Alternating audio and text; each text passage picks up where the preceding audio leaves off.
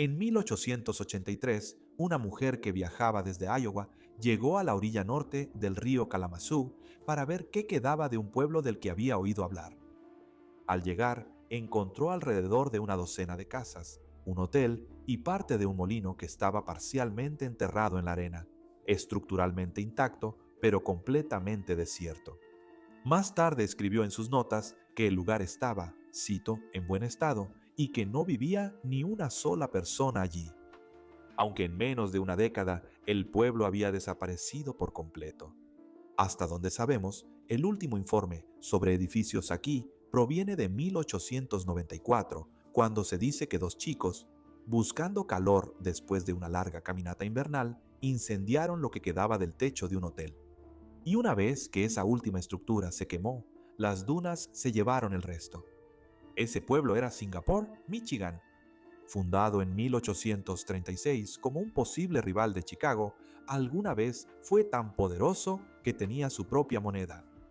Bóvedas de banco, hoteles, el ayuntamiento, estructuras que desde entonces han sido consumidas por las dunas de arena del lago Michigan. Y aquí está el asunto. Nunca se ha realizado una excavación seria, pero estamos seguros de que los restos del pueblo todavía están ahí abajo. Entonces, ¿cómo es que una ciudad financieramente poderosa simplemente desaparece bajo las dunas de arena y qué queda? Quédate con nosotros para descubrirlo, mientras revelamos la historia de Singapur, Michigan. Soy tu anfitrión Ryan Soska y estás viendo IT's History. Esta historia comienza en Nueva York con un hombre llamado O'Shea Wilder. Wilder nació en Massachusetts en 1784, donde aprendió herrería y topografía de su padre antes de finalmente servir en la Guerra de 1812. A principios de la década de 1820 se había establecido en Rochester, Nueva York, y para 1831 se unió a la migración hacia el oeste a Michigan, donde fue pionero, construyó un aserradero y ocupó varios cargos locales. En solo unos pocos años, el gobernador del estado nombró a Wilder para la comisión encargada de ubicar la sede del condado de Allegan, y fue ese trabajo el que lo llevó por primera vez a la desembocadura del río Kalamazoo, donde hizo una observación que redefinió el resto de su vida. Verás, el Kalamazoo corre hacia el oeste a través del estado antes de girar hacia el norte y desembocar en el lago. En esa curva, el río formaba un puerto natural protegido, que era uno de los más confiables en la orilla este del lago. Además, los bosques río arriba estaban densamente poblados de pino blanco. En cuanto al asentamiento más cercano, bueno, estaba a solo 2 millas al sur y apenas era una aldea. Al ver esto, Wilder reconoció que quien controlara la desembocadura del río llegaría a controlar el comercio de madera de toda la región. Una región que, debo añadir, estaba creciendo rápidamente. Para 1836, convenció a 4 inversionistas de Nueva York de aportar $25,000 al proyecto. En una carta a sus socios dejó claras sus ambiciones, diciendo, cito, «Solo hay 2 o 3 puntos en el lago Michigan más importantes que este pueblo». Escribió, y excepto Grand River, tiene el mejor puerto natural en el lado este del lago.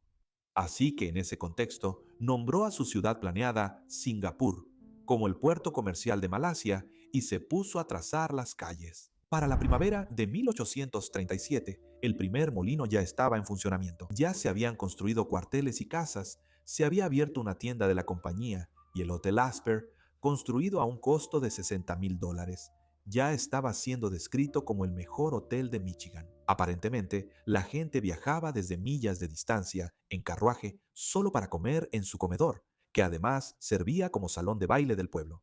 Así que, con el pueblo ya en funcionamiento, en 1838 Wilder fundó el Banco de Singapur. Y esto no era inusual. Las leyes bancarias de Michigan en ese momento permitían que cualquier grupo de ciudadanos estableciera un banco y emitiera billetes, siempre y cuando mantuvieran una reserva de oro disponible para su inspección. Estos bancos a menudo tenían la reputación de estar ubicados en lugares remotos, para que los inspectores tuvieran dificultades para llegar antes de que las monedas pudieran ser trasladadas discretamente a la siguiente institución en la ruta. En otras palabras, muchos de estos bancos estaban fingiendo tener esa reserva. Singapur no fue la excepción. Un antiguo colono, Stephen D. Nichols, comentó después, cito, el dinero era suficientemente bueno en casa, pero no podías viajar con él más lejos de lo que podrías hacerlo con un pedazo de corteza de abedul. Aún así, una casa de moneda de Nueva York imprimió $50,000 en billetes de banco de Singapur en varias denominaciones. Daniel Wilder fungió como presidente del banco, con Robert Hill como cajero. Y como dije antes, la operación parecía un poco dudosa. Una versión sugiere que los banqueros movían monedas de un banco a otro a lo largo de la ruta del inspector en canoa, para que los fondos siempre parecieran estar en orden. Sin embargo, este plan salió terriblemente mal cuando la canoa chocó con un tronco sumergido. Se volteó y dejó caer el oro en el río. Así que no es sorprendente que con una operación supuestamente tan corrupta en marcha, el banco quebrara por completo como una víctima del pánico de 1837 que ya había llegado a Michigan en ese entonces. Aún así, el comercio de madera era un asunto completamente diferente. Incluso cuando ese banco desapareció, el aserradero impulsado por vapor estaba cortando más de 300,000 pies tablares de madera en un solo mes y continuó así hasta que una depresión se apoderó de la región. En ese momento, el aserradero se declaró en bancarrota y Wilder falleció en 1846. Pero lo importante es que la infraestructura y el pueblo que él creó perdurarían. Para 1844, un banquero de Massachusetts llamado James G. Carter había adquirido la propiedad total de la operación. Aunque la fábrica se incendió 2 años después, fue reconstruida y eventualmente pasó a manos de un futuro senador llamado Francis B. Stockbridge, y en ese momento, en 1863, se convirtió en el aserradero más productivo del lago Michigan. Y mientras tanto, el pueblo a su alrededor había crecido. Se había construido un faro en la desembocadura del río, y lo que muchos afirman fue la primera escuela de Michigan se estableció.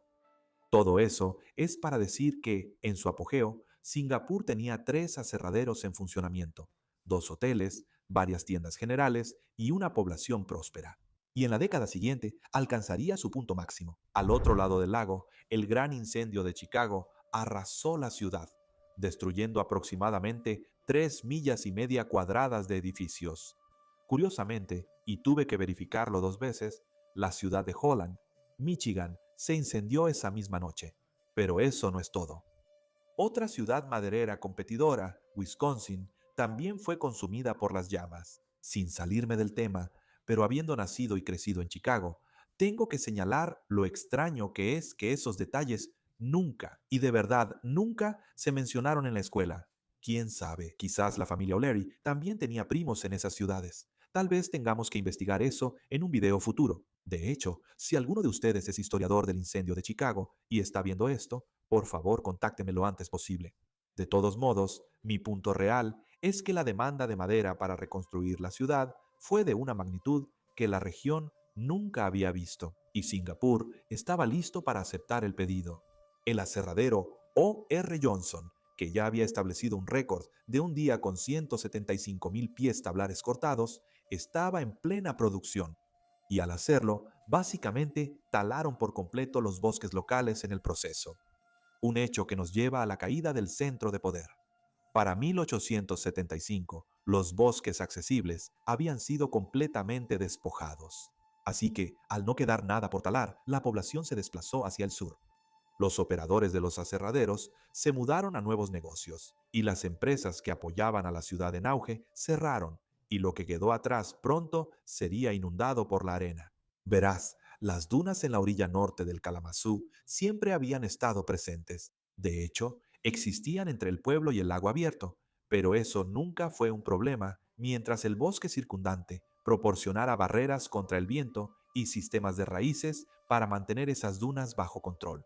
Por lo tanto, cuando los leñadores dejaron esa tierra pelada, quitaron lo único que mantenía las dunas en su lugar. Por eso las dunas comenzaron esa migración hacia el este a un ritmo de hasta 15 pies por año. Una exresidente que observó este proceso describió lo que vio en términos bastante precisos. Relató a los periódicos, cito, la arena se movía gradualmente mientras el pueblo aún estaba habitado, y nadie intentó detenerlo. Al principio, llenó las calles hasta el nivel de los pisos de los porches, luego las ventanas, después los aleros, los frontones y finalmente las chimeneas. Así que si regresamos al inicio, cuando esa mujer llegó desde Iowa en 1883, lo que encontró fueron las últimas estructuras aún parcialmente en pie.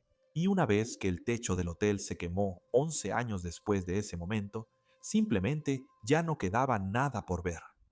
La pregunta de qué queda hoy nunca se ha respondido por completo.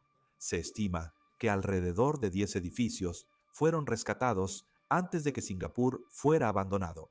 Algunos fueron trasladados en balsa hasta Kalamazoo, otros se deslizaron por el río congelado sobre troncos de madera, y una casa de 2 pisos terminó en una ciudad cercana. En cuanto al banco, también fue reubicado en la calle Butler, donde más tarde albergó una librería y una galería. Sin embargo, en 1971, unos cuantos ladrillos rojos surgieron de la arena cerca del antiguo canal del río. Estaban hechos de ladrillo prensado de Boston y se identificaron como provenientes de la bóveda del banco, lo que quizá explica por qué el historiador Larry Massey ha llamado al pueblo la Pompeya de Michigan. Como el entierro fue en seco y la arena drena bien, algo como estructuras de madera, sumergidas o ladrillos no se saturarían de agua. Validando aún más esas afirmaciones está Eric Golenek, director ejecutivo de una respetada sociedad histórica, quien sugiere que la estructura de los edificios más grandes de Singapur podría sobrevivir bajo la arena. Se informó que declaró, cito, si tomaras una aspiradora gigante y succionaras toda la arena de North Shore, se revelarían los restos de una ciudad portuaria que alguna vez estuvo llena de vida. Y aunque eso suene sencillo, nunca se ha realizado una excavación seria. El terreno es de propiedad privada, aunque en 2017 el Cuerpo de Ingenieros del Ejército ordenó un estudio arqueológico como condición para el proceso de permiso de una marina, citando el potencial de recursos históricamente significativos. En ese caso, reapareció un mapa de parcelas de 1873 y fue incluido en los procedimientos, mostrando cosas como el cementerio y, por supuesto, el aserradero ubicado en la curva del río Kalamazoo. Aunque el recorte de periódico en el que encontré esto también citaba que se requería que el desarrollador contratara a los arqueólogos y como sería financiado de manera privada, no estaría obligado a hacer públicos los hallazgos. Así que estamos casi seguros de que hay algo ahí abajo, pero al menos por ahora ese secreto seguirá perdido en la arena. Esa es la historia de la ciudad enterrada de Michigan y un agradecimiento especial al espectador que envió esta idea. Y también siento que es momento de empezar a enfocarnos más en los temas sugeridos por los espectadores. Así que, si tienes una historia de decadencia urbana que crees que deberíamos explorar, o si eres un experto y te gustaría ser invitado en el programa, usa el formulario de envío en la descripción para mandarme tu propuesta. De lo contrario, también puedes apoyar el proyecto uniéndote a nuestra área de miembros y suscribiéndote. De lo contrario, hasta la próxima. Espera, ya dije de lo contrario, una vez más. Hasta la próxima, se despide Ryan Soska.